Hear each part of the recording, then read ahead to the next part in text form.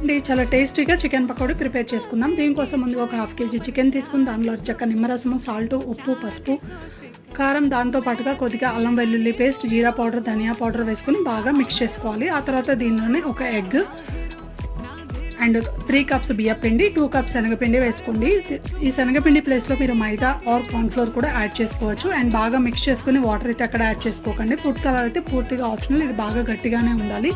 ఆ తర్వాత దీన్ని 2 to 3 అవర్స్ పాటు డీప్ ఫ్రిడ్జ్లో పెట్టుకుని డీప్ ఫ్రిడ్జ్ నుంచి తీసిన తర్వాత డీప్ ఫ్రైకి సరిపడా ఆయిల్ పెట్టుకుని ఆయిల్ బాగా వేడైన తర్వాత ఈ చికెన్ పీసెస్ని మనం కొద్దిగా డ్రాప్ చేసుకోవడమే. ఒకవేళ చికెన్ గట్టిగా ఉంది అనిపిస్తే జస్ట్ వాటర్ స్ప్రింకిల్ చేసుకోండి.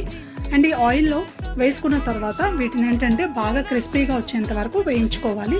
అండ్ గార్నిష్ కోసం ఏంటంటే జీడిపప్పు, కరివేపాకు కూడా వేయించుకొని మనం ఈ చికెన్ పకోడీ పైన వేసుకుని యమ్మీ టేస్ట్తో ఉండే చికెన్ పకోడీ అయితే ఈ విధంగా ప్రిపేర్ చేసుకోవచ్చు. వీడియో నచ్చితే తప్పకుండా లైక్ చేయండి.